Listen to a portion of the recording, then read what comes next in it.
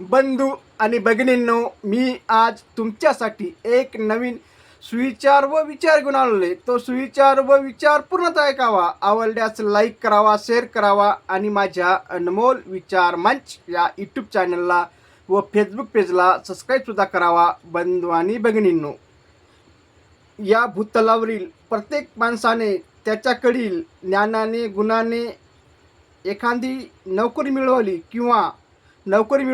किंवा एखाद्या क्षेत्रात त्याच्या आवडीच्या क्षेत्रात त्यानं चांगला असा अभ्यास करून स्वतःला सिद्ध करून दाखवाय बांधावं, तेव्हाच त्यांचं नाव इतिहासात होते.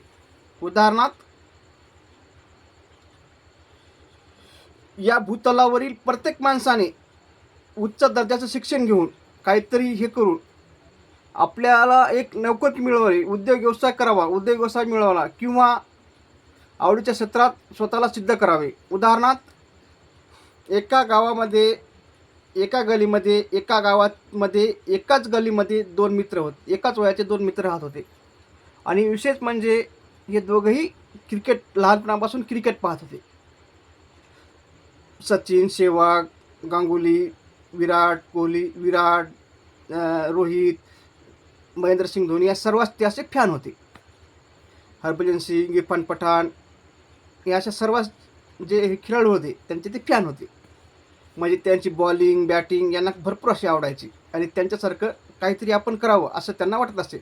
कारण ते IPL असो किंवा T20 असो किंवा हे असं एकदिवसीय सामना असो, मालिका असो, ते नेहमी असे पाहायचे टी व्हीवर. ना कोणते सिरियल ना कोणता पिक्चर, त्यांना क्रिकेट असले की ते क्रिकेटच पाहायचे. मग असे त्यांना ते पाहून त्यांना आवड निर्माण झाली की आपण सुद्धा याच्यासारखं करूया आणि आपलं नावसुद्धा आपण उज्ज्वल करूया. मग एकानं दोघांनी क्षेत्र निवडलं आणि दोघंही प्रयत्न करू लागले. परंतु एकाचे आई वडील भरपूर त्याला बोलायचे की तू हेच अभ्यासच कर, हे कशाला नांदी लागला आहे, ते पिस्सं पोरगं आहे, ते असं आहे तसं आहे, तू फक्त अभ्यास कर, नोकरी मिळव, त्यार ते येडं आहे, ते असंच पुरं ढोरं वळलं असं. म्हणजे त्याला काहीच्या काही म्हणून त्याचं मन खच्चीकरण करायचे आणि त्याला खेळायला पाठवत नसेल. आणि दुसऱ्याचे आई वडील त्याची तारीफ करायची, कारण त्याची मित्रमंडळी ती बॉलिंग चांगली केली तर त्याच्या घरी सांगायचे आणि मग त्याच्या आईवडिलाला सुद्धा चांगलं वाटत असे म्हणून त्याची आईवडिलाला सुद्धा त्याची तारीफ करायची. खेळ असं कर तसं कर, मग त्याला पॅड आणून द्यायचे, कधी बॅट आणायचे, म्हणजे काही अडचण आली तर ते त्याला आणून द्यायचे खेळलं. असे दिवस मागून दिवस गेले. मग ते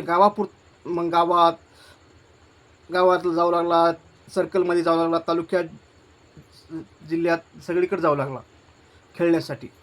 मग त्याचं नाव पूर्ण जिल्ह्याभर झालं त्या एका खेळाडूचं. म्हणजे बॅटिंगमध्ये बी आणि बॉलिंगमध्ये त्याचं नाव फेमस झालं. आणि दुसऱ्याचं मात्र फक्त करिअर